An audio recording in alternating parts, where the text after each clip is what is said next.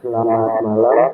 Kita dari kelompok 7, kita akan membuat video tutorial tentang aplikasi Laravel dan bagaimana aplikasi Laravel itu berjalan. Eh, Mungkin untuk yang pertama akan dijelaskan oleh Mbak Safira.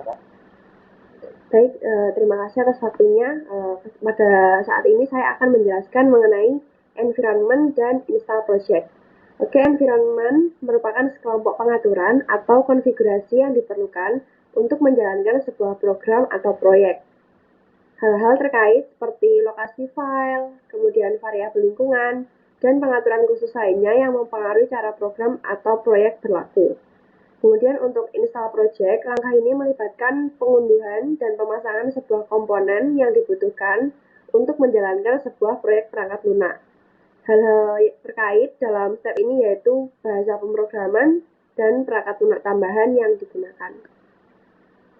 Oke, izin menambahkan, untuk environment yang kita gunakan antara lain adalah WIM Server versi 3.2.6.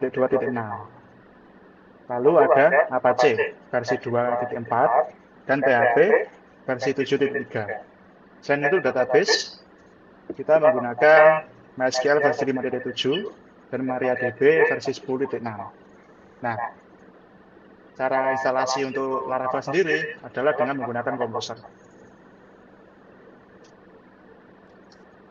Jadi komennya adalah Composer, create project, Laravel, lalu versinya,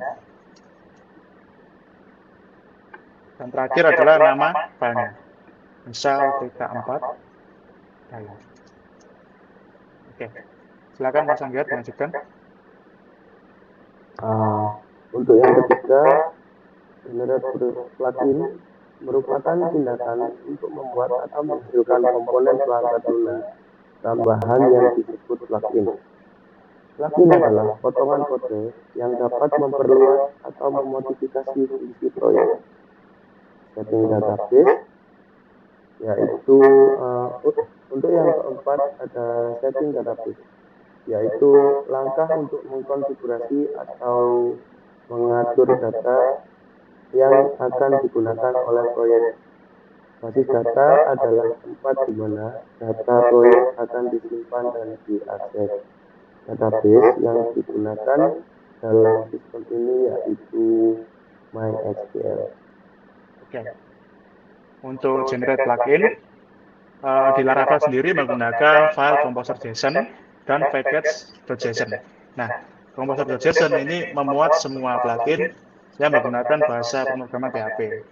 Sedangkan untuk package.json itu plugin yang menggunakan bahasa pemrograman JavaScript.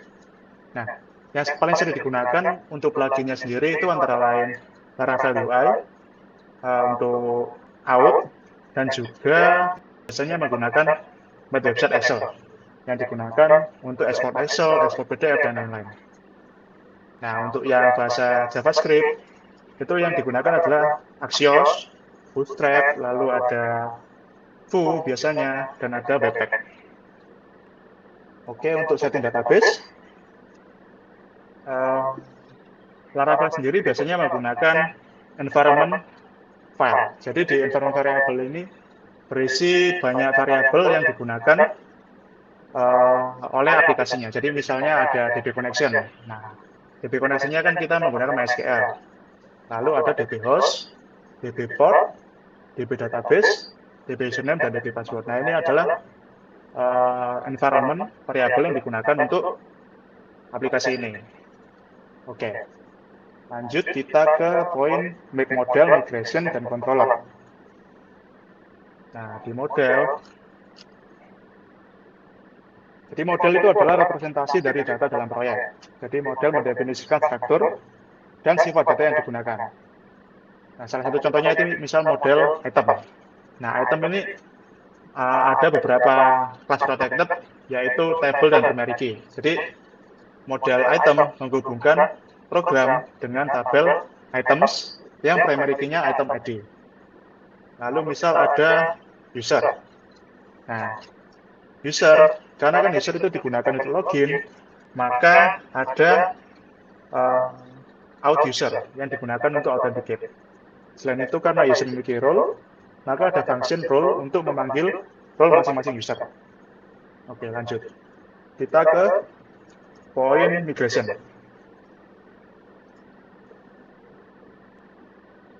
Nah, migration ini itu adalah langkah untuk mengelola perubahan dalam basis data. Jadi migration memungkinkan kita untuk mengubah skema basis data seiring waktu aplikasinya di-develop. Salah satu contohnya adalah ini. Ini adalah migration untuk membuat tabel user. Nah, di tabel user memiliki ID, yaitu primary key-nya, role ID, yaitu foreign key yang terhubung dengan tabel role. Lalu ada name, email yang unik, email verified, dan password. Nah, setelah database migration dan model, kita ada controller. Di controller ini ada bagian dari proyek mengatur interaksi antara model dan view. Jadi controller berfungsi untuk mengatur aliran informasi dalam proyek. Nah, contohnya ada di sini yaitu dashboard controller. Dashboard controller memiliki function index yang mana isinya adalah kita select data dari database, lalu kita lemparkan ke view manager index.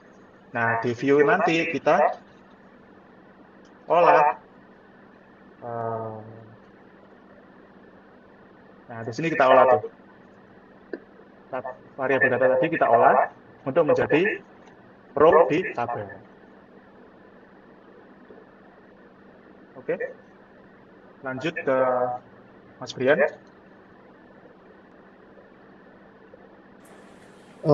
Di poin selanjutnya di add view. Add view adalah bagian dari proyek yang digunakan untuk menampilkan informasi kepada pengguna. Step ini menjelaskan bagaimana cara data dapat ditampilkan kepada pengguna dalam bentuk yang mudah dimengerti. Dan selanjutnya di routing. Routing adalah konsep yang mengarahkan permintaan pengguna ke bagian yang sesuai dalam proyek. Routing menentukan bagaimana permintaan URL akan ditangani oleh proyek. Oke, izin menambahkan. Karena view tadi udah kita bahas, kita langsung lanjut aja ke routing tuh. Nah, tadi contoh kita kan yang di dashboard index. Jadi routing ini menentukan jalur mana yang program akan tempuh. Jadi contoh kita buka programnya. Nah, yang tadi di dashboard index, maka akan tertampil function yang ada di dashboard controller, function index, yang mana isinya adalah menampilkan data di view manager index, yang mana datanya seperti ini. Oke, lanjut ke Gaby. Selanjutnya yaitu session dan pembagian role.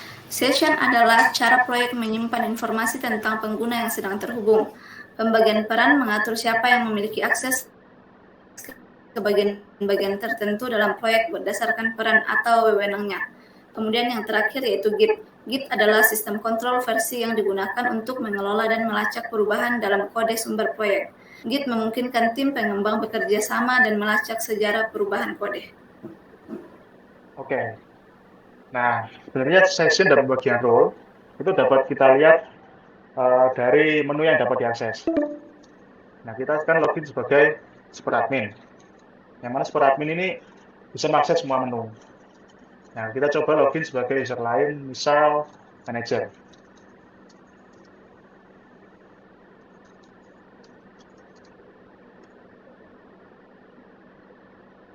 Nah, karena dia manager, maka dia cuma bisa mengakses menu yang yang dimiliki oleh aksesnya. Nah, di sini manager cuma bisa mengakses produk dan produk chart. Lalu kita coba misal user production.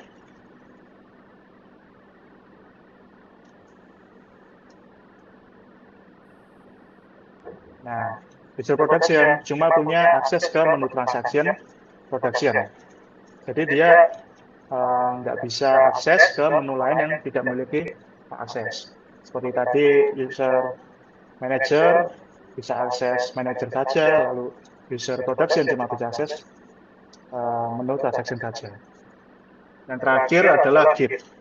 Nah, jadi Git ini digunakan developer untuk checking versioning dari kode.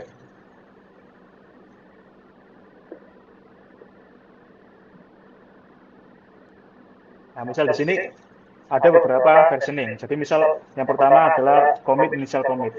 Nah, pasti di versioning pertama ini adalah titik dasar di mana program masih awal-awal banget tuh. Jadi ketika ada versi baru, maka akan muncul commit terbaru. Seterusnya. Jadi contohnya di commit ini. Nah, developer bisa mengakses apa saja yang berubah. Jadi sini kan bisa terlihat kalau ada 23 file yang berubah, 760 row yang ditambah dan 10 row yang berkurang. Nah, di sini bisa dilihat apa saja yang berubah filenya. Dan kalau kita klik misal ini, nah bisa dilihat nih, kalau developernya mengubah nama kelasnya di password resetable dan juga di package JSON dihilangkan satu row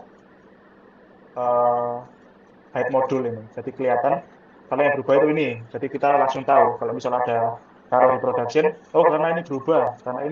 Nah, seperti itu. Oke. Boleh ditutup, Mas Anggir. Oke, terima kasih.